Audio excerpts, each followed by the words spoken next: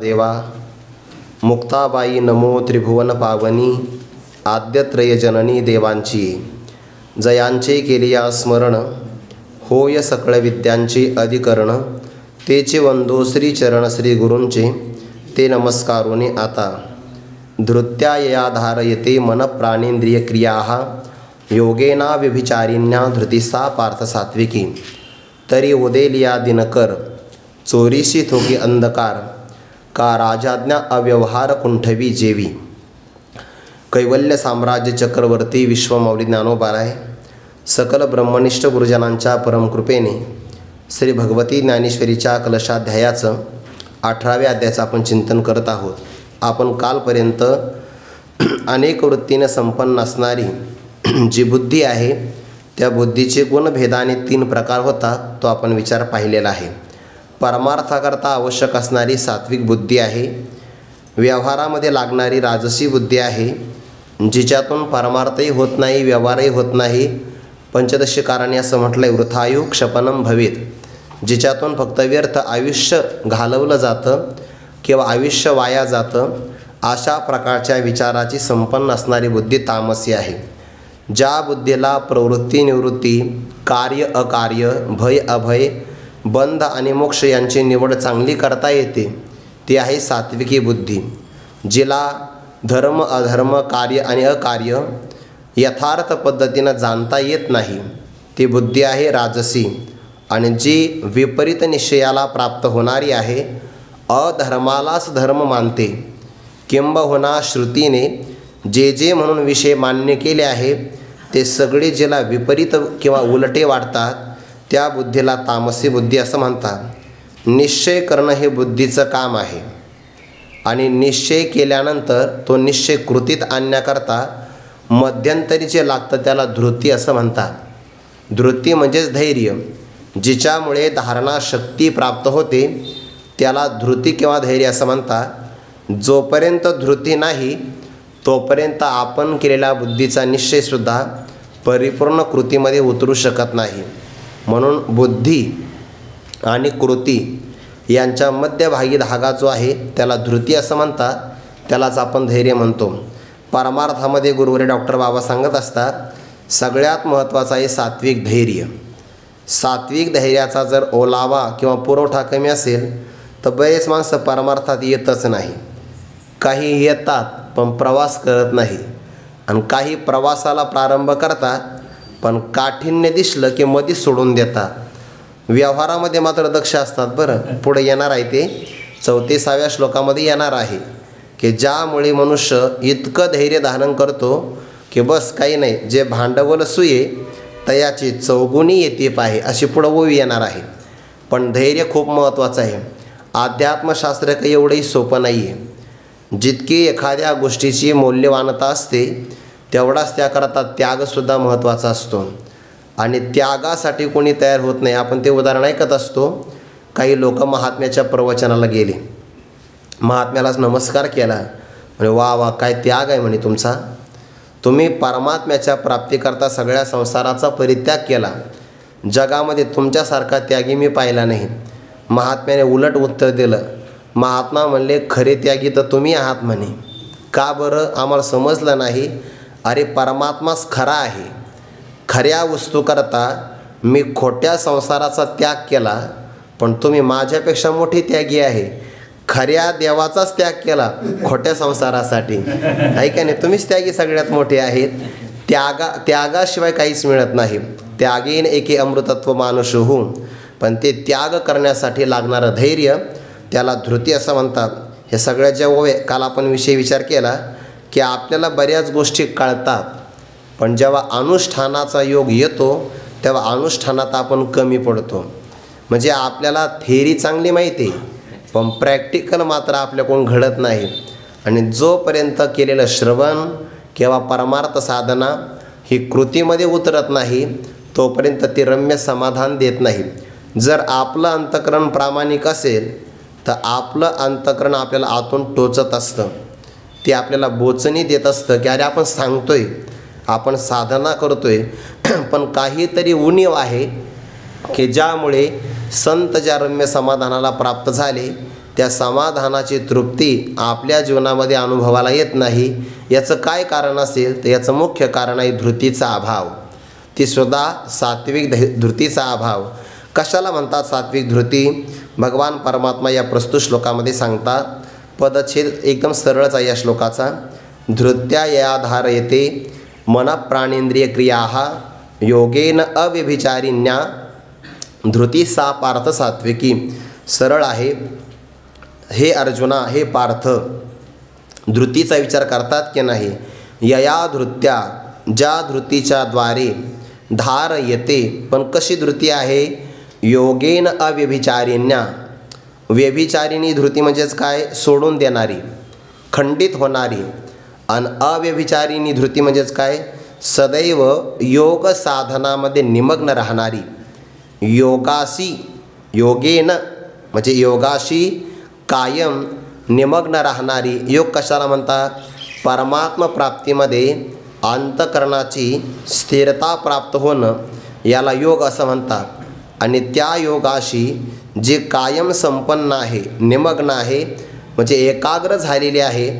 यया धृत्या, अशा धृतीच्या द्वारे मनः प्राण इंद्रिय क्रिया धारयते. मनाची, प्राणाची आणि सर्व इंद्रियांच्या क्रिया धारण केल्या जातात. थोडक्यात आवरून धरले जातात. त्या धृतीला सात्विकी धृती असं म्हटलं जातं. सात्विक धृतीने 3 प्रकारचे कार्य केली जातात. कोणाकोणाला धारण केलं जातं? पहिल्यांदा आहे मन. मनामध्ये संकल्प आणि विकल्प असतात. ज्या धृतीने मनाचे संकल्प विकल्प बाजूला सोडले जातात. पुढे प्राणाला धारण केलं जातं. प्राणाचे धर्म आहे भूक आणि तहान. हे सहन करावे लागतात की नाही? ते विचारसागरामध्ये ना आदिकार्याचा विचार आलेला आहे.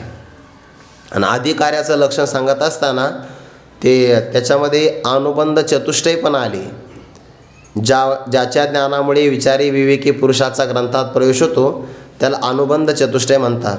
त्यामध्ये अधिकारी, विषय, प्रयोजन आणि संबंध हा अनुबंध चतुष्टय आहे. पण जेव्हा त्या अधिकाऱ्याचा विचार केला तेव्हा जो साधन चतुष्टय संपन्न आहे त्याला म्हणतात अधिकारी. म्हणजे ग्रंथासाठी 4 लागतात आणि अधिकारी होण्यासाठी पुन्हा 4 लागतात. विवेक, वैराग्य, समाधी षटक आणि मुमुक्षुत्व असं म्हटलं आहे की नाही? तर ते शमदमादीचे 6 सांगितले. त्यामध्ये तितिक्षा आलेली आहे. शीत उष्ण, भूक तहान, सुखदुःख, लाभहानी हे सगळे कष्टा वाचून सहन करणं. कष्टा वाचून म्हणलं आहे बरं का पुन्हा. म्हणजे दात ओठ खायचे आणि बळस सहन करायचं त्यामध्ये मजा नसते. आतून तळमळ असते आणि वरून फक्त सहन केलं ते दांभिकपणा होतो. पण कष्टा वाचून सहन करत असेल तर त्याला तितिक्षा असं म्हणतात. कधी कधी भूक आणि तहानेवर सुद्धा विजय मिळवावा लागतो ना. साधना भक्तराज अर्जुनाच्या बाबतीमध्ये एक शब्द वापरला आहे बघा त्यांच्याकरता, गुडाकेश. ज्याचे केस कुरळे आहेत त्यालाही गुडाकेश असं म्हणतात. ऐके कुटीला आलक मस्तका धनुर्वेद त्र्यंबका असं म्हटलं आहे की नाही? हे झालं एक अर्थ. दुसरा अर्थ, ज्याने निद्रेवर विजय मिळवलेला आहे. निद्रेवर म्हणजे झोप आली तरीसुद्धा झोपायचं नाही असं ठरवलं की त्याला म्हणतात निद्रेवर विजय मिळवणं. नाहीतर मग जेव्हा पाहिजे तेव्हा झोपायचं याला विजय नाही म्हणत. हा तर निद्रेच्याच ताब्यात गेलेला आहे, असं नाही चालत. म्हणून मन, प्राण यांच्या क्रिया धारण करता आल्या पाहिजे. आणि हे अभ्यासाने होईल. याला योग शब्द वापरला आहे बघा. काही महापुरुषांनी योग शब्दाचा अष्टांग योग असाच अर्थ घेतलेला आहे. आणि तो कारण जीवनमुक्ती विवेक नावाच्या ग्रंथामध्ये पंचदशीचे 15 प्रकरण आहे. आणि जीवनमुक्ती विवेक नावाचा ग्रंथ विद्यारण्य स्वामींचाच आहे. म्हणून काही जण त्याला पंचदशीच्या पुढचं 16वं प्रकरण मानतात. आणि जर आपल्याला जीवनमुक्ती प्राप्त करायची असेल तर तत्त्वज्ञानाच्या बरोबर मनोनाश आणि वासनाक्षय करता आला पाहिजे. त्या मनोनाशाकरता अष्टांग योग सांगितला आणि वासनाक्षय होण्याकरता दैवी संपत्तीचा विचार सांगितला. किंवा त्यामध्ये आपण जी भक्ती करतो की नाही, प्रेमलक्षणात्मिका भक्ती, तीसुद्धा वासनाला क्षय करणारीच आहे. म्हणून जीवनमुक्तीचं सुख भोगायचं असेल तर मनोनाश म्हणजे मनाचे संकल्प विकल्प गेले पाहिजे आणि वासनाक्षय सांगत असताना देहवासना, त्यानंतर असणारी शास्त्रवासना आणि लोकवासना यांचाही क्षय झाला पाहिजे. यासाठी योगश्चित्तवृत्ती निरोधा हे साधन सांगितले बघा. आणि म्हणून योगाचं अनुष्ठान करणारी, योगाशी सदा निमग्न राहणारी, ज्या धृतीच्याद्वारे अंतकरणाची वृत्तीच आहे धृतीसुद्धा, एक वृत्ती विशेष ज्याच्याद्वारे मनाचे संकल्प विकल्प, प्राणाचे भूक तहान नावाचे धर्म, आणि पुढे सांगितलं इंद्रिय क्रिया, मनक्रिया, प्राणक्रिया आणि इंद्रिय क्रिया. इंद्रियांच्या क्रिया कोणत्या आहेत? सरळ आहे ना, शब्द स्पर्श रूप रसगंध या 5 विषयाला प्राप्त करण्याकरता इंद्रिय कायम क्रिया करतात, तर त्यासुद्धा आवरता आल्या पाहिजे. आणि ज्या धृतीमुळे हे धारण केले जातात त्या धृतीला सात्विक धृती असं म्हणतात. म्हणून परमार्थकरता अत्यंत महत्त्वाची आहे सात्विक धृती. जर हिचा पुरवठा कमी असेल तर परमार्थामध्ये मनुष्य तग धरू शकत नाही. कदाचित तो राहील काही दिवस, पण तो जितक्या वेगाने याच्यामध्ये थांबून राहतो त्यापेक्षा दुप्पट वेगाने माघारी फिरतो. असा आहे की नाही प्रकार? ते पोहण्याकरता दमच लागतो, असं आहे की नाही? पण विरुद्ध प्रवाहात पोहायचं असेल तर त्याहीपेक्षा दम जास्त लागतो, नाही तर दम छाक होते. ते प्रवाहाच्या सोबत पोहणं यामध्ये काही विशेष लागत नाही, प्रवाहाच्या विरुद्ध पोहणं याकरता जास्त धैर्य लागतं. तसं पाठीमागून गतानुगतिक संसार चालतच आलेला आहे. सगळेच माणसं प्रपंचच करत राहतात, इंद्रियांच्या मनाच्या सगळेच ताब्यात आहे. तर तसं जीवन जगणं हे प्रवाहातलं जीवन आहे. पण असा प्रवाह असणंसुद्धा इंद्रिय मन प्राण यांच्यावर संयमन धारण करून त्यांना आवरून धरणं आणि भगवत प्राप्तीकरता प्रयत्न करणं हा विरुद्ध तसा म्हणजे जगाच्या दृष्टिकोनातून विरुद्ध प्रवाह आहे. नाहीतर खरं पाहिलं तर हा संतांना मान्य असणाराच प्रवास किंवा प्रवाह आहे. आणि त्यासाठी धृती किंवा धैर्य असावं लागतं. आपला जेवढा असणारा आदर व्यवहारामध्ये आहे तेवढाच आदर आपला परमार्थामध्ये असला पाहिजे. हे काल परवा मी कीर्तनामध्ये बोललो, काही लोक मस्तपैकी 8:45 कीर्तनाला येतात, त्यापेक्षा 9:15 आलेलं चांगलं. कारण तोपर्यंत मग लोक बसलेले असतात, सूत्रसंचालन झालं असतं आणि लगेच पंगत असते ना. कशाला उगं 8:45 यायचं, ते 9:15 यायचं, मस्त वेळही वाचतो, जेवणही होतं, असं आहे की नाही? आणि हेच लोक जे कीर्तनाला 8:45 येतात ना, ते 6:30ला लग्न असेल तर 6ला हजर होतात. म्हणजे जेवढा लग्नाविषयी आदर आहे तेवढा कीर्तनाविषयी नाही ना. म्हणजे जेवढा प्रपंचाविषयी आदर आहे तेवढा परमार्थाविषयी नाही. आणि ज्या दिवशी हा आदर गौरव आपल्या मनामध्ये प्रस्थापित होईल तेव्हा मग समाधान आहे. बघा किती दक्ष असतो आपण, एरवी किती दक्ष आहे. म्हणून तर भगवंताला 3 शब्द वापरावे लागले. श्रद्धावान लभते ज्ञानम तत्पराहा, पुढे संयतेंद्रियाहा. हे तंतोतंतच लागतं. इथे जेवढं आहे तेवढंच लागतं. थोडंफार जर कमी असेल तर चालतच नाही, न्यूनता असेल तर मग नाही. विरक्ती वाचून काही ज्ञानाशी तगणेची नाही, चकार वापरला आहे बघा. जेवढा आदर आपला इतर गोष्टीमध्ये असतो तेवढाही परमार्थामध्ये असेल तर समाधान, आणि तो वाढण्यासाठी धृती धैर्य फार महत्त्वाचं आहे. मी हजारो वेळा जरी अपयशी झालो तरी पण पुन्हा एकदा मन प्राण इंद्रियाला धारण करून पहिल्यापेक्षा साधना प्रबळ करेल, अशा वृत्तीला म्हणतात धृती. विघ्न येईल, चांगल्या मार्गालाच विघ्न येत असतात, साधनेतच विघ्न येत असतात. पण प्रतिबंध आल्यानंतरसुद्धा जो त्यापेक्षा दुप्पट बळाने अत्यधिक उत्साहाने साधना करतो त्याला धृती असं म्हणतात. नाहीतर थोडीशी विघ्न आले, प्रतिबंध आले, ते विघ्नसुद्धा आपली परीक्षा असते. हा परमार्थाकरता लायक आहे की नाही, योग्य आहे की नाही, का विनाकारण उगं प्रतिष्ठेकरता परमार्थामध्ये आलेला आहे, याकरता विघ्नसुद्धा परीक्षा घेतात आपली. ह्या माता भगिनी आहे ना, उन्हाळ्याच्या दिवसामध्ये थंडगार पाणी पिण्याकरता भेटाव्याकरता बाजारात जातात आणि माठ विकत घेऊन येतात. तर त्या असं लगेचच्या लगेच माठ आणत नाही, त्या माठालासुद्धा ते ताडण करून पाहतात, ठोकून पाहतात. जर तो भाजलेला असेल तर त्याला घेऊन येतात. तसे विघ्न जीवाला भाजून पाहतात. जर चांगला भाजलेला असेल तर ठोकून पाहतात, विघ्न निर्माण करतात. आणि विघ्नामध्ये वियोग ठरलेला आहे, हे सगळे दुःख ठरले आहे की नाही. ज्ञानोबारा म्हणतात बघा, ते सारसाही विघडता होय वावनी वत्स काढिता, ना भनंग दवडिता भानयावरुनी माये पुढोनी बाळक काळी नेता एकुलते एक होय का उतक तुटता मिना. पुढंच येणार आहे बरं आता 2-3 श्लोकामध्ये. तैसे विषयांचे घर इंद्रिया सांडिता थोर युगांत होय ते वीर विराग साहती. जे वैराग्य संपन्न वीर आहे ते सहन करतात, बाकीचे मात्र माघारीच फिरतात. म्हणून तर भगवंताला शब्द वापरला लागला मनुष्यानाम सहस्रेषु कश्चित यतती सिद्धई यततामपि सिद्धानाम कश्चिन माम व्यक्ती तत्वतः. किती चाळणी वापरली. अगोदर जीवानाम शब्द नाही वापरला, कारण सगळे जीव काही अधिकारीच नाही परमार्थाचे. मनुष्यानाम शब्द वापरला. मनुष्यानामध्ये 4 प्रकार. पामरविषयी, जिज्ञासू आणि मुक्त. मनुष्यानाम सहस्रेषु पुन्हा बहुवचन. मनुष्यानाम षष्ठी बहुवचन, सहस्रेषु सप्तमी बहुवचन. शब्द वापरले की नाही. अनेकातून निवड करायची असेल तर निर्धारणी षष्ठी असं म्हटलं आहे. निश्चय करायचा आहे, शब्द वापरले. म्हणजे हजारो मनुष्यांच्या समुदायामधून कोणीतरी या सिद्धीकरता प्रयत्न करतो. प्रयत्न करणाऱ्यामध्ये कोणीतरी तत्वतः मला जाणतो. शब्द वापरला असतेच्या महापुरी रिगताती कोटीवरी परी प्राप्तीच्या पहिलं ते रेवी पायीला निघे. म्हणजे भगवंताला सुद्धा माहिती आहे की आस्थेचा महापूर आला तो कोट्यावधी लोक उड्या टाकतात, पण पलीकडच्या काठाला कोणीतरी जातो. गावात सप्ताह आला, बापरे असं वाटतं सत्ययुगच आलं की काय. इतका उल्हास असतो सगळ्यांचा. आस्थेच्या महापुरी रेगताती कोटेवरी. आणि काला झाला आणि हिशोबाला बसले की लगेच भांडणं सुरू होतात. कलियुग नाही का नाही. अगोदर सत्ययुग वाटतं आहे. सगळेच्या सगळे काही पहिले तेराला जात नाही. याला धृती असावी लागते. ते धृती कशी आहे ज्ञानोबा त्यासाठी दृष्टांत देऊन आपल्याला हा विषय सांगतात. आता पाठीमागच्या वयीचा संबंध आहे बरं.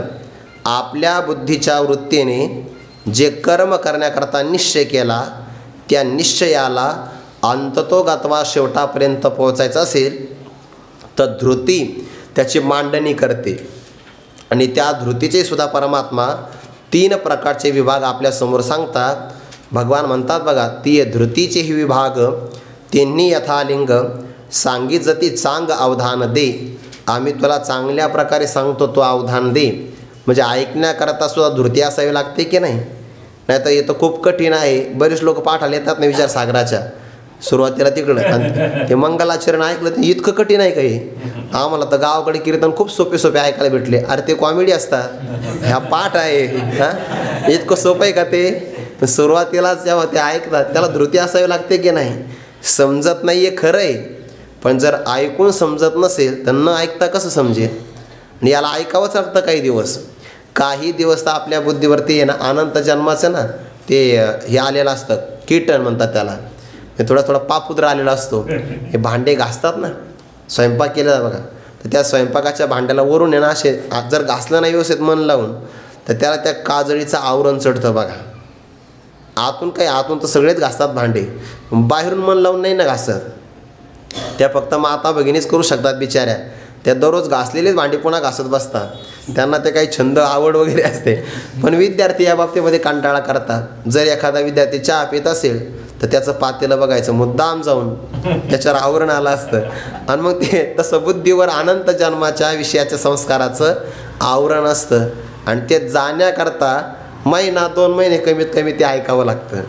ते ऐकलं की मग थोडं थोडं सुरुवातीला तर झोपच चांगली लागते पाठामध्ये. पण ते ऐकण्याचे संस्कार होत गेले की मग बुद्धीचे असणारे एक असणारे आवरण निघून गेले की मग ते आकलन होतं. आणि एकदा जर ते आकलन झालं तर मग ज्या मनुष्याला याची चटक लागली त्याला बाकीचं काही आवडत नाही बघा. म्हणून त्याला परीक्षा प्राप्त होते. ज्याला चांगलं ऐकण्याची श्रवणाची संधी मिळाली, ज्याला चांगलं ऐकायला भेटलं ना, त्याला बाकीचे कीर्तन आणि प्रवचन ऐकावेसे वाटत नाही. हे ठरलेलंच आहे. पण सुरुवातीला मात्र त्याला मग असंच वाटतं हेच चांगलं आहे. पण जेव्हा अंतर्मुख होतो तेव्हा कळतं की नाही नारी याच्यात काही नाही, हे फक्त जीवनाचा अपव्यय आहे, खरं मात्र इथं आहे. म्हणून जो अमृताती ठेवी तो जैसा कांजी न सेवी तैसा स्वसुखानुभवी न भोगी रिद्धी. जो अमृताला नाव ठेवतो तो ज्याप्रमाणे ताकाचं किंवा भातावरचं पाणी पिण्याकरता मागत नाही का, तसं ज्याला हे आनंद मिळाला, अरे जो मोक्षाला बाजूला सारतो तो बाकीच्या विषय सुखामध्ये कसं काय रममान होईल आहे, असं होणारच नाही. म्हणून ते धृतीचे विभाग तिन्ही यथालिंग सांगी जती आम्ही सांगतो आहे. चांग अवधान दे, चांगल्या प्रकारे लक्ष दे. बरं, मी काल परवा बोलून गेलो, आपण कीर्तनाला आहे ना, आपण तेवढा महत्त्व किंवा गौरव देत नाही. बरं, म्हणजे एकतर ऐकणारे पण देत नाही आणि साथ करणारे सुद्धा कधी कधी देत नाही. ते बिचारे त्यांचं काम झालं की त्यांना वाटतं बस आपलं काम झालं, आता मोबाईल पाहायला काही हरकत नाही. म्हणजे जे कीर्तनाची जबाबदारी ज्यांच्यावर आहे, आळंदीत नाही आहे, बाहेर कधी कधी बघायला भेटतं. समाज जीवनात असं तसं तसा काही योग आला नाही. अजून आला तर मग आपलं आडनाव प्रगट होईल. अजून तर काही तसा योग आलेला नाही, पण कधी कधी बघायला भेटतं, ऐकायला भेटतं. हे काही काही माणसं चालू कीर्तनामध्ये मोबाईल पाहत असतात. का? त्याचं कारण गौरव नाही तेवढा. म्हणजे आपण कीर्तन प्रवचनाला, हल्लीचा शब्द वापरू का, कीर्तनाला प्रवचनाला आपण खूप लाईटली घेतोय असा त्याचा अर्थ होईल. इतकं हलक्यात घेण्यासारखं हे नाही आहे. हे फार गौरव महत्त्वाचं आहे. जपतपे श्रोतयांची फळं आली तेव्हा हा योग श्रवणाचा येत असतो. आणि आला तर मग त्याकरता प्रसन्नही राहिलं पाहिजे, ऐकण्यात दक्षही राहिलं पाहिजे. भगवान म्हणतात सांगी जती चांग अवधान दे, चांगलं लक्ष दे. बरं, हे म्हणजे अर्जुनाकरता हा शब्द नाही जे खरा, हे आपल्याकरता शब्द आहे. तुम्ही असं म्हणा मग भगवंत सारखंच म्हणतात अर्जुनाला अवधान दे अवधान दे. मग अर्जुन काही इकडं तिकडं ते का आपण आहे का इकडं तिकडं पाहायला? अरे अर्जुनाचं लक्षच आहे हा अगस्तीची दुसरा, म्हणून घोट भरोप आहे एक सारा अवघे याचा. अर्जुनाकरता नाही आहे, अवधानाची साक्षात मूर्ती म्हणजे अर्जुन, भक्तराज अर्जुन आहे. पण हे आपल्याकरता भगवंताची दया असल्यामुळे अवधान दे असं म्हणतात. आता अवधान द्या, बरंच विस्तार केला आहे. आता अवधान दे, लक्ष द्या. धृती सांगायची आहे ना, म्हणून लक्ष दे. आणि लक्ष देणं हे सुद्धा धैर्याचंच लक्षण आहे. म्हणून सांगी जती चांग अवधान दे. पहिल्यांदा उदाहरण देतात. हे उदाहरण कुठपर्यंत माहिती आहे का? 37 क्रमांकाच्या ओळीपर्यंत आहे. सिद्धांत पुढे येणार आहे 37 क्रमांकाच्या ओळीमध्ये, पण त्या अगोदर सगळे दृष्टांत आहे. आता सगळे काही ओव्या वाचत नाही मी, तुम्ही लक्षात ठेवा की हा सगळा एक विषय आहे. तरी उदय या दिनकर चोरीसी थोके अंधकार का राजआज्ञा अव्यवहार कुंठवी जेवी. सिद्धांत काय सांगायचा आहे? अंतकरणामध्ये जे धैर्य निर्माण झाल्याबरोबर मन प्राण इंद्रिय यांच्या क्रिया धारण केल्या जातात, किंवा मनाचा संकल्प विकल्प, प्राणाचे भूक आणि तहान आणि इंद्रियांच्या विषयामध्ये होणाऱ्या ज्या क्रिया आहे ना, ते आपोआप टाकल्या जातात, आपोआप सुटतात. हे सांगायचं आहे सिद्धांत. त्याकरता दृष्टांताची योजना. पहिलं उदाहरण सूर्याचं. उदय या दिनकर, सूर्य उदयाला आल्याबरोबर काय होतं? चोरीसी म्हणजे चोरीसहित, अंधकार थोके, अंधकार बंद पडून जातो. सूर्याचा उदय एकदा झाला की काय होतं? जगातला अंधकारही राहत नाही. आणि अंधकाराचा फायदा घेऊन जे चोरी करतात चोर, ती चोरीसुद्धा बंद होऊन जाते. बघा, जुन्या काळामध्ये ना भिंती फार मोठ्या असायच्या. घराच्या भिंतीवरून एक एक गाडी जाईल, एवढ्या मोठ्या भिंती मी सुद्धा पाहिलेल्या आहे. आता ते घर पाडलं ते तर मग कळतं किती मोठी जागा होती. जुन्या काळात माती भरपूर असायची. एकदा भिंती बांधली की मातीचा गोळा करायचा, नुसता फेकून मारायचा, चिकटला तर चिकटला. असं दरवर्षी गोळेच मारायचे भिंत. ती भिंत मग छोटी छोटी करता फार मोठी होऊन जायची. आणि एखाद्या वेळेस गाडीचं चाकही त्याच्याहून जाईल किंवा गाडी बैलही जाईल, एवढ्या मोठ्या भिंती. आणि एवढी जर भिंत असेल आणि चोराला मग प्रवेश करायचं, काय करावं लागेल? जुन्या काळातले चोरं रात्री 12 ते 3 चोरी करायचे, जुन्या काळातली. आता काय नाही, ऑनलाईनसुद्धा आपल्याला चोरी होऊ शकते. मला मेसेज आला होता एक फोनच आला, म्हणजे तुमच्या फोनपेला रक्कम जमा झाली, तेवढं फक्त ते पे करा. मी यार पे करा म्हणजे देणं आहे ना, मला थोडी इंग्रजी कळते. म्हणलं रिसिव्ह म्हणलं की मिळालं, पे म्हणलं की द्यायचं आहे. मला इथं पे दाखवतं, नाही ते पेवरच क्लिक करा म्हणे, तुम्हाला 3000 रुपये मिळून जाईल. मला लक्षात आलं हा धोका आहे. मी इन्स्पेक्टरचा भाऊ आहे बरं, फोनच कट झाला. म्हणजे दिवसासुद्धा चोरी करू शकतात असे. त्याला काय सायबर का काय त्याला सायबर क्राईम म्हणतात त्याला. हां, ते इंग्रजी थोडी कळते म्हणून सांगितलं, असू द्या. हा सगळ्यात जास्त हेच आहे.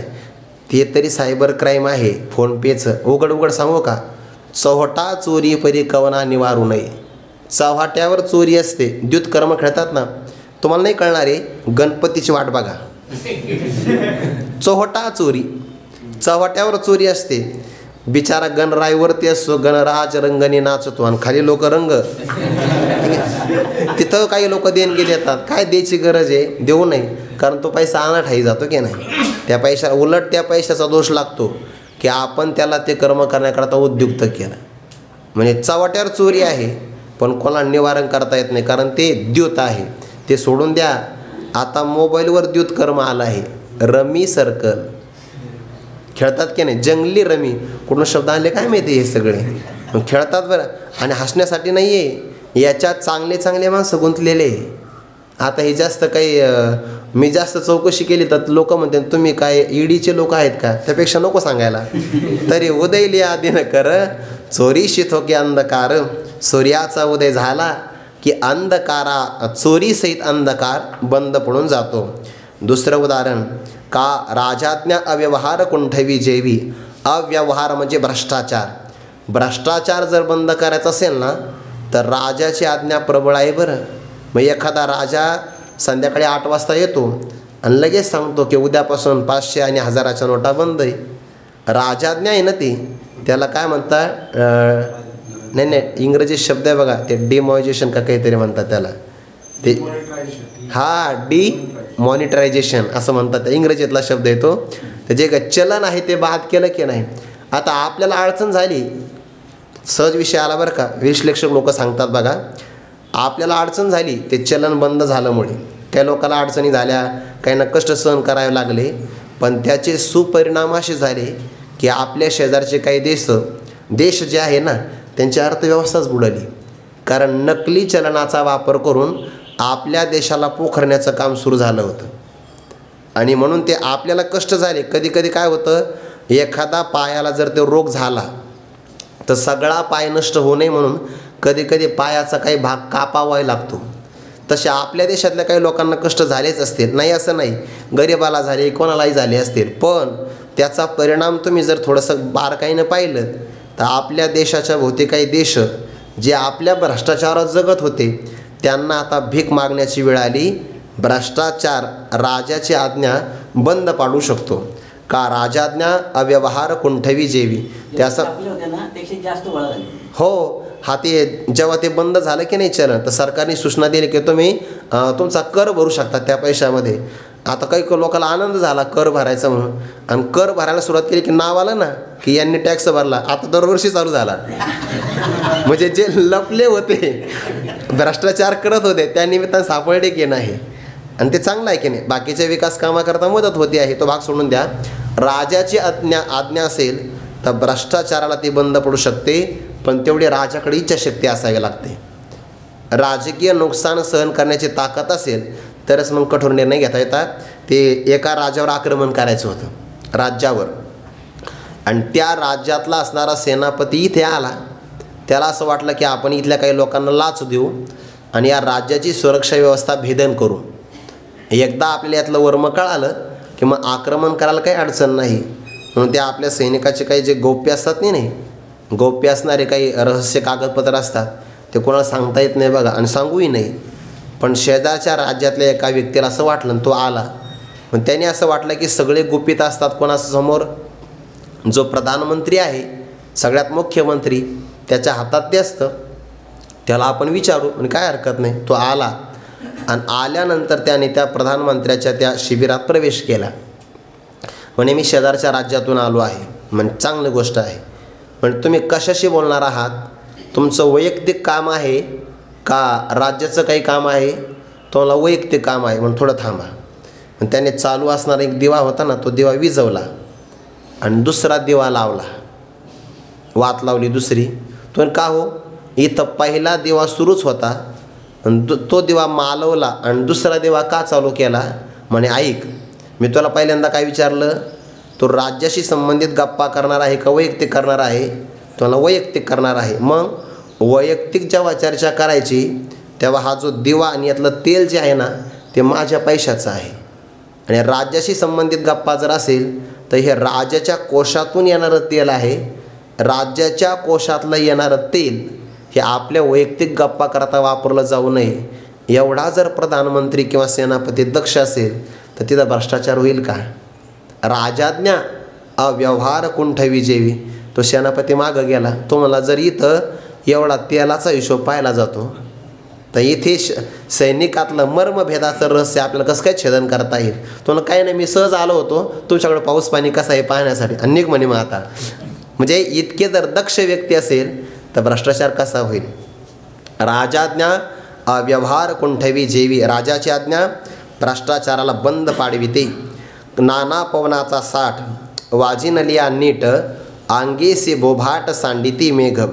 पवनाचा साठ, साठ म्हणजे वेग, वेगवान पवनाचा वारा जर सुटला, वाजिनलिया वाहू लागला, पवनाचा असणारा वेग वेगाने जर सरळ वाहू लागला नीट तर काय होतं, मेघ अंगेसी बोभाट सांडिती.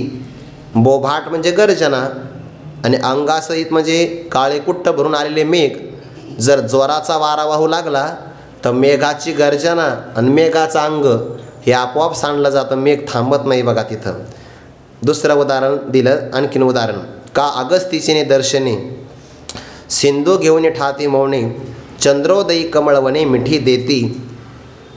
का अथवा अगस्तीची दर्शने, मी काल अगस्ती महाराजांच्याच भागातून कीर्तन करून आलो बघा, अकोले. अगस्तीची दर्शने, अगस्ती ऋषींचं दर्शन झालं तर काय होतं, सिंधू मौने घेऊन ठाती. सिंधू म्हणजे समुद्र मौन धरून राहतो. म्हणजे असं का बरं, ते काही राक्षस होते ना, ते इंद्राने वृत्रासुराला मारलं, इंद्राला ब्रह्मा त्याचं पातक लागलं, इंद्र गेला पळून म्हणजे लपला. मग आता इंद्र गेला तर राक्षसांची ताकद वाढली, तर ते राक्षस रात्री काम करायचे. रात्री म्हणजे ऋषी मुनींना खाऊन टाकायचे आणि दिवसा समुद्रात लपून बसायचे. म्हणजे किती संशोधन केलं तर सापडत नसायचे ना. मग ते अगस्तींना कळालं, दिवसा यज्ञ बंद पडले, रात्री ऋषींना मारण्याचा प्रकार सुरू झाला. लक्षात आलं, हे समुद्रात लपले. अगस्ती ऋषी गेले आणि म्हणून हा अगस्तीची दुसरा घोट भरोप आहे एक सारा. एका घोटामध्ये सगळ्या समुद्राचं आचमन केलं, राक्षस उघडे पडले, गेले मरून. पुन्हा समुद्र त्यांनी सोडून दिला. पण मग तेव्हापासून अगस्ती ऋषींचं दर्शन झालं की समुद्राला भीती वाटते, ते नको रे बाबा, पुन्हा एकदा यांच्या पोटात जावं लागेल. म्हणून अगस्तीची दर्शने, सिंधू म्हणजे समुद्र गर्जना जरी करत असेल तर बंद होऊन जातो. चंद्रोदयी, चंद्राचा उदय झाला की कमळाचे वने मिठी देते. सूर्योदय झाला की सूर्यविकासिनी कमळ असतं की नाही, त्या कमळाचं वन चंद्राचा उदय झाला असता मिठी देते, मिटून जातात.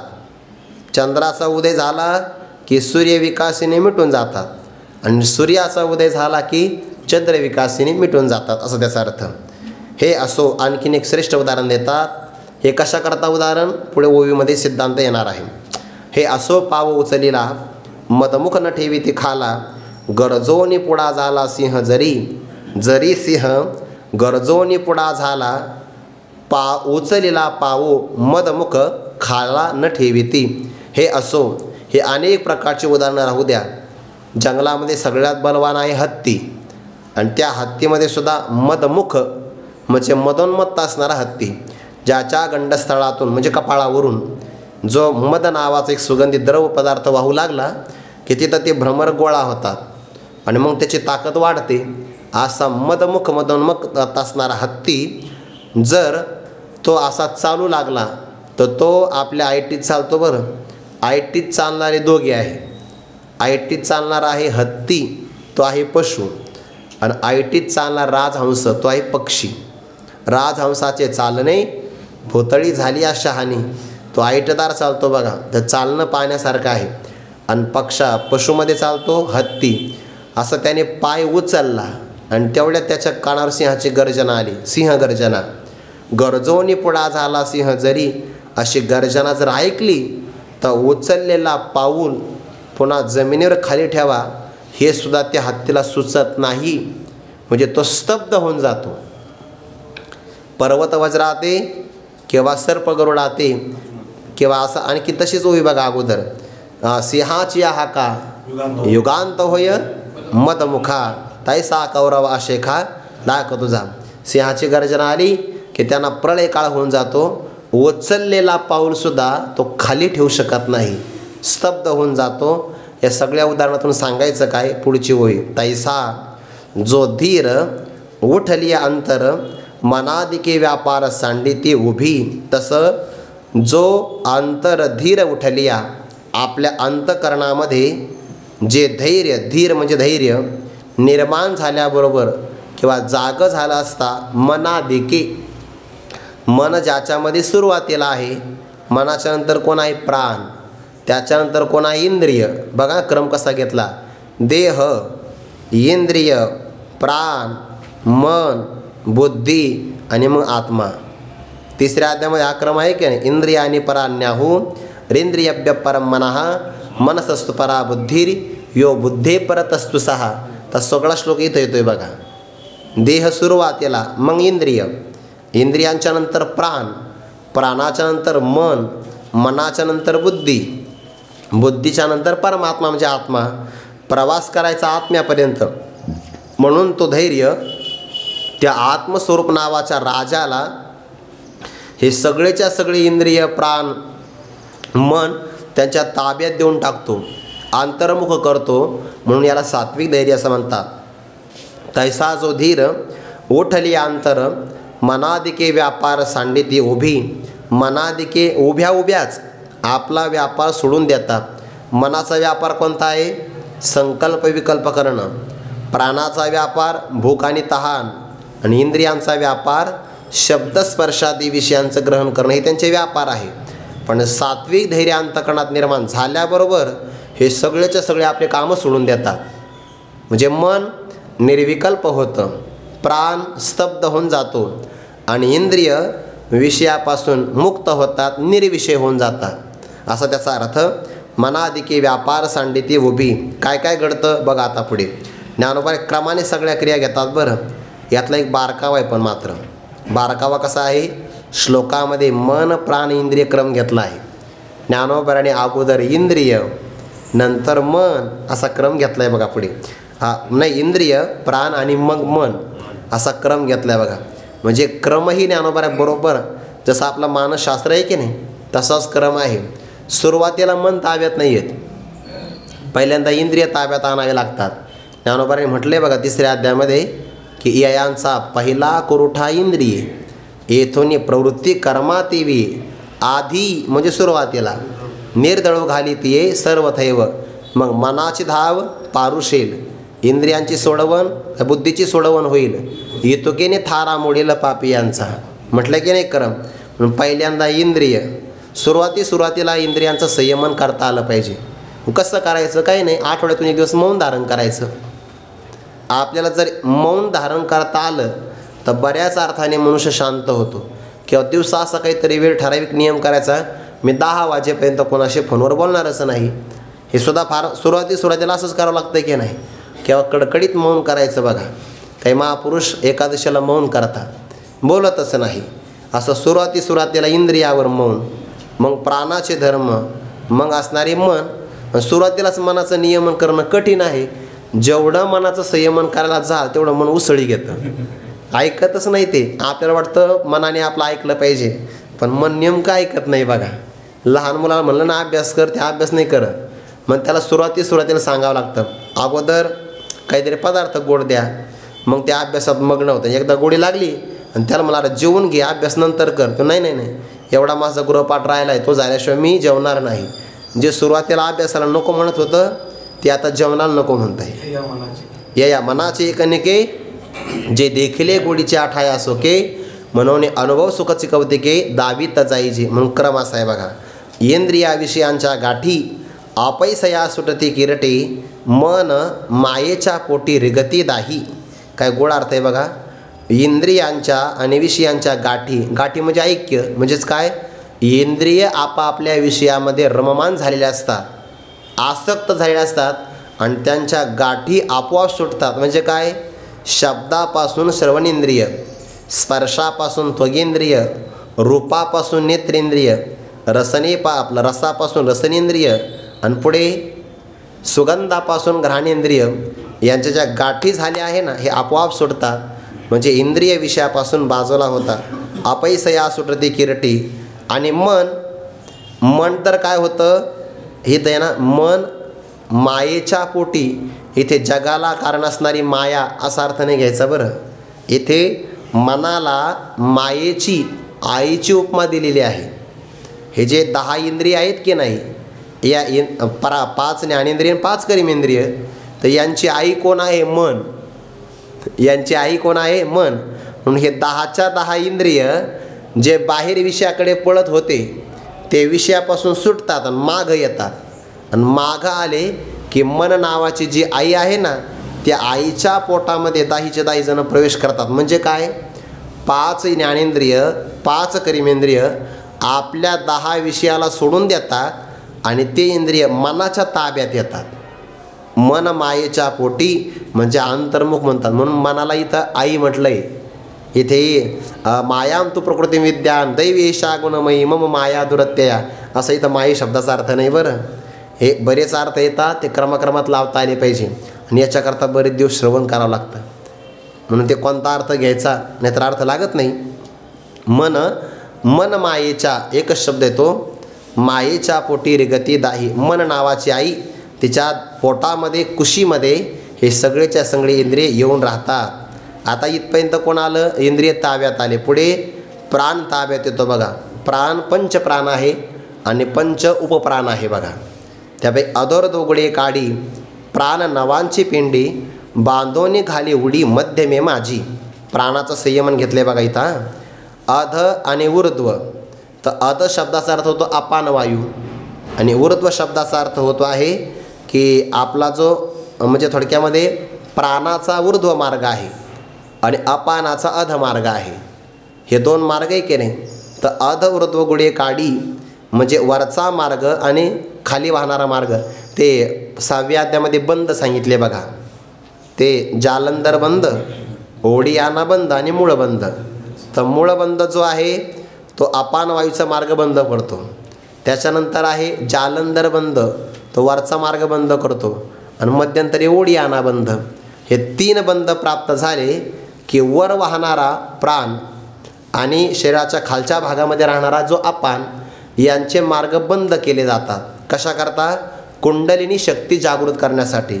म्हणून अध ऊर्ध्व गुढे काढी आणि अध मार्ग आणि ऊर्ध्व मार्ग यांचा असणार गुढे म्हणजे गुह्य मार्ग किंवा गुढ म्हणजे रहस्य. काढी ते नाहीसं केलं जातं आणि त्यानंतर हे कोण करतं? प्राण करतो. प्राण पंचप्राणातला मुख्य आहे आणि त्यानंतर उपप्राणसुद्धा आहे की नाही. म्हणून नवाची पेंडी म्हटलं आहे बघा. आता इथे रूपक आहे. शेतकरी असतो की नाही, तो ज्वारी सोंगतो बघा. आणि ज्वारी सोंगा लागला की त्याच्यामध्ये प्रकार असतात. ते कधी कधी ना काही ज्वारीच्या त्या ताटाला कंसच लागत नाही, त्याला गुड म्हणतात बघा. मग त्याची काय करावं? पेंडी बांधावी लागते. तेच रूपक आहे. अध ऊर्ध्व गुडे काढी, त्याला काही भागामध्ये गुड म्हणतात. गुड त्याला कंस नाही लागत, पण ते चारा म्हणून वापरला जातं आणि ते सुद्धा लहान आकाराचं असतं. ते वासरं आनंदाने खातात. तसं प्राण काय करतो? प्राण अपान व्यान उदान आणि समान हे झाले 4. नाग कृम कृकर देवदत्ता आणि धनंजय हे सगळेच्या सगळे उरलेले 9 जण आहे की नाही, या नावाची पेंडी बांधतो. आणि बांधोनी मध्यमे माझी उडी घाली म्हणजे प्राणसुद्धा त्या सुषुम्ना नाडीमध्ये मध्यमा म्हणतात त्याला. आपली डावी नाकपुडी आणि उजवी नाकपुडी आहे ना, उजवीला म्हणतात. ते शब्द कोणता आहे त्याच्यामध्ये? इडा आणि पिंगळा. आणि मध्यभागी वाहणारी सुषुम्ना त्यालाच मध्यमा मार्ग, मध्य मार्गी असं म्हटलं आहे की नाही. मग प्राण तिथे प्रवेश करतो. म्हणजे प्राण हा कुंडलिनी शक्तीला जागृत करण्याचा प्रयत्न करतो. योगाची साधना आली आहे आणि योग साधना मनावर विजय मिळवण्याकरता अत्यंत महत्त्वाची आहे. कदाचित हे थोडंसं रूपक कठीण आहे, मला एवढं काही स्पष्ट करता येईल का नाही सांगता येणार नाही, की तुम्ही घरी जाऊन पाहू शकता. अधोर दोगुडे काढी प्राण नवांची पेंडी बांधोनी घाली उडी मध्यमे माझी. म्हणजे प्राण इतर सगळ्या उपप्राणाचं आणि प्राणांचं, प्राण उपप्राण या सगळ्यांची 9 जणांची पेंडी एकत्र करून मध्यमे माझी सुषुम्ना नाडीमध्ये प्रवेश करतो. संकल्प विकल्पाचे लुगडे सांडोनी मन उघडे बुद्धी मागिलेकडे उगीची वैसे. आता इंद्रिय ताब्यात आली, त्यानंतर प्राण ताब्यात आला सुषुम्नामध्ये प्रवेश करण्यासाठी. त्यानंतर मन ताब्यात आलं पाहिजे की नाही. मनाचा कोणता व्यापार आहे बा? संकल्प विकल्प करणं. मग संकल्प आणि विकल्पाचं मनावर लुगडं आहे म्हणजे वस्त्र आहे आणि ते वस्त्र सांडोनी त्या वस्त्राचा परित्याग करून म्हणजे मन काय होतं? संकल्प विकल्प रहित होतं. त्यालाच म्हणतात संकल्प विकल्पाचे लुगडे सांडून मन उघडे. मन उघडं झालं म्हणजे काय झालं, ज्या मनात आता संकल्प विकल्प नाही असं मन शुद्ध झालं. आणि ते शुद्ध मन बुद्धी मागिलीकडे, बुद्धीच्याही मागं जाऊन ओगीचे पैसे ते मन शांततेला प्राप्त होतं. म्हणून सुरुवातीला इंद्रिय ताब्यात येतात, प्राणावर विजय मिळवला जातो, मनाला निर्विकल्प केलं जातं आणि मग ते मन बुद्धी मागिलीकडे म्हणजे बुद्धीचं अनुसरण करतं. आणि कोणत्या बुद्धीचं? सात्विक बुद्धीचं. हे सगळ्याकरता धैर्य असावं लागतं बरं. जे धैर्य उठल्याबरोबर मनाधिक सगळे व्यापार सोडून देतात. म्हणून जी आहे ना ओवी 37 क्रमांकाची ओवी ही या सूत्ररूपाने आहे आणि त्याचा विस्तार म्हणजे सगळ्या पुढच्या ओव्या आहेत. आता मनाधिके आपले व्यापार कसे सोडतात हे सगळे विस्ताराने सांगितलं.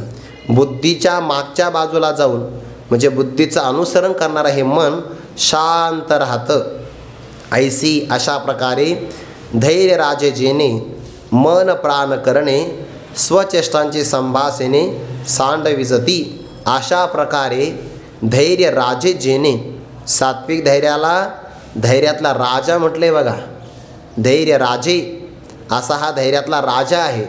आणि या राजाने, जेणे म्हणजे ज्या राजाने मन म्हणजे मनाचे संकल्प विकल्प, प्राणाचे भूक आणि तहान धर्म आणि करणे म्हणजे इंद्रिय, या सगळ्यांची स्वचेष्टांची, हे सगळे आपापल्या चेष्टा करतात की नाही, पण या चेष्टांचं असणारं संभाषण वार्तालाप सांडविजती टाकले जातात. म्हणजे धैर्य राजा असा आहे की तो मन प्राणेंद्रियाला त्यांच्या चेष्टांचे व्यापार आदानप्रदान करण्याचं कर्म त्याग करण्याकरता भाग पाडतं. थोडक्यात मन प्राणेंद्रिय आपापल्या चेष्टा सोडून देतात आणि शांततेला प्राप्त होतात. आता हे सगळ्यांनी आपले व्यापार सोडले की मग ते एकटे झाले असं म्हणूच आहे. संकल्प विकल्प सोडलं की मन एकटं, प्राणाने आपले धर्म सोडले की प्राण एकटा, आणि इंद्रियाने विषय सुटले की इंद्रिय एकटे. आणि असे एकटे विषयासक्तीने रहित असेल एकटे तर ते परमार्थाच्या उपयोगाचे आहे. पुढे बघता मग आघवीची सडी म्हणजे काय? एकटी. ध्यानाच्या आतुल्या मडी कोंडी जती निरवडी योगाची. योग शब्द आला की नाही? निरवडी म्हणजेच काय? कौशल्य युक्ती. योगाची निरवडी, योगाचं कौशल्य वापरून यम नियम आसन प्राणायाम प्रत्याहार धारणा ध्यान आणि समाधी योगाचं साह्य घेतले बघा. त्या योगाचं कौशल्य वापरून मग म्हणजे यानंतर आघवीची सर्वच्या सर्व मन प्राण आणि इंद्रिय हे सर्वच्या सर्व सडी म्हणजे एकटी विषयासक्तीने रहित असणारी ध्यानाच्या आतुल्या मडी कोंडी जती. ध्यान सांगितलं की अष्टांग योगामध्ये तत्र प्रत्येकतानता ध्यानम, एकाच प्रत्ययाच्या आकाराच्या मनाची वृत्ती करणे याला काय म्हणतात? ध्यान. आणि ध्यानाच्या आतल्या मडी म्हणजेच काय? हृदय कमलामध्ये हे आतली खोली आहे की नाही? इंद्रिय जर बाहेर जात असेल तर जगात वावरतात आणि अंतर्मुख झाले तर आपल्या हृदय कमलामध्ये अंतःकरणामध्ये अंतर्मुख होऊन जातात. मन प्राण आणि इंद्रिय सगळ्याच्या सगळे आतल्या असणाऱ्या एका कोठीमध्ये हृदय नावाचं कमळ आणि त्या कमळामध्ये कोंडली जातात म्हणजे अंतर्मुख होतात आणि साधकाच्या ताब्यात येतात. पण इथपर्यंत थांबायचं नाही, हे फक्त त्यांना माघारी फिरवलेलं आहे. जोपर्यंत मन प्राण इंद्रिय हे सगळेच्या सगळे परमात्म्याशी एक होत नाही तोपर्यंत तो योगाचं साधन सोडतच नाही. योगाची कोंडी जती निरवडी योगाची, पण कुठपर्यंत? परंतु परमात्मा या चक्रवर्ती. आता बघा, धैर्याला राजा म्हटलं 41व्या ओवीमध्ये आणि परमात्म्याला चक्रवर्ती राजा म्हटलंय. म्हणजे काय? धैर्य हा साधा राजा आहे आणि परमात्मा हा चक्रवर्ती सम्राट आहे. त्या चक्रवर्ती सम्राटाला धैर्य नावाचा राजा काही असणारे उपहार भेट देतो. कोणते? मन प्राण आणि इंद्रिय शुद्ध झालेली आहेत, विषयासक्तीने रहित झाली आहे, ती त्याच्या हातात देतो. परमात्मा या चक्रवर्ती उगानी तिचं वाहती तव लाच न घेता धृती धरी जती जिया तेगा धृती येते सात्विक ही नृते ऐक अर्जुना ते श्रीकांत म्हणे. परमात्मा चक्रवर्ती सम्राट आहे आणि जव म्हणजे जोपर्यंत त्या चक्रवर्ती परमात्म्याच्या हातामध्ये उगा नीती हे मन प्राण इंद्रिय ताब्यात दिली जात नाही तोपर्यंत, तव म्हणजे तोपर्यंत लाच न घेता, नाहीतर मन लाच देऊ शकतं, काहीतरी ज्ञान मला सोडा, हे इंद्रिय लाच देऊ शकतात ना धैर्याला, आम्ही हे देतो आम्हाला सोडा, पण नाही, हा प्रामाणिक अधिकारी सात्विक धैर्य लाच न घेण्याकरता सात्विकच धैर्य लागतं, कळालं तर बरं आहे. तर लाच न घेता जिया धृती धरी जती, कोणत्याही प्रकारचं प्रलोभन आणि त्या प्रलोभनाला बळी न पडता जे धैर्य मन प्राण इंद्रियांना धारण करून राहतं कुठपर्यंत, जोपर्यंत परमात्म्याच्या ताब्यात ही दिली जात नाही. म्हणजेच काय, जोपर्यंत परमात्मा प्राप्त होत नाही तोपर्यंत जी धृती जे धैर्य मन प्राण इंद्रियावर संयमन धारण करून राहतं त्याला म्हणतात सात्विक धृती. तव लाच न घेता धृती धरी दती दिया. म्हणून तर आपल्याला व्यवहारातले काही लाभ मिळो किंवा न मिळो, पण आपलं सात्विक धैर्य डगमगायला नाही पाहिजे. नाहीतर मग माझा गुरुबंधू त्याने व्यवहारात बघा ना किती प्रगती केली, आत्ता आला 4 वर्षामध्ये आणि लगेच 4 चाकी गाडी घेतली, हे आपलं धैर्य डगमगतं. मग असं नाही झालं पाहिजे. प्रारब्धाचा भाग आहे, आपण आपली साधना करत आपण स्पर्धा करत राहतो आणि मग धैर्य टिकत नाही. नाहीतर आपण दुसरीकडे पाहिलं किती श्रीमंत झाला तो, एकही दिवस घरी नाही, अरे आपली साधना नाही सुरू, पण ते धैर्य मात्र टिकत नाही. तव लाच न घेता धृती धरी दती दिया, तेगा धृती येथे, त्या धृतीला या ठिकाणी सात्विक हे सात्विक अशा प्रकारे निवृत्ते चांगल्या प्रकारे म्हटलं जातं. ऐका अर्जुना ते श्रीकांत म्हणे, श्री म्हणजे लक्ष्मी, लक्ष्मीचा पती श्रीकांत अर्जुनाला म्हणतात की याला धृती सात्विक आहे आणि या सात्विक धृतीचं श्रवण कर, हे परमार्थाला अत्यंत उपयोगी आहे. आता यानंतर राजसी आणि तामसी धृती कशाला म्हणतात तो विचार येणार आहे. आता थोडा बारकावा. मन प्राण इंद्रियाला धारण करणारी सात्विक धृती आहे, व्यवहारातल्या भोगाला धारण करणारी राजसी धृती आहे, आणि मग झोपेला शोकाला भयाला धारण करणारी तामसी तो प्रकार येणार आहे. चिंतन आपण उद्या पाहू. कुंडली कवरधारी विठ्ठल श्री ज्ञानदेव तुकाराम माऊली ज्ञानेश्वर महाराज की जय. जगद्गुरु तुकाराम महाराज की जय. सद्गुरु जोग महाराज की जय.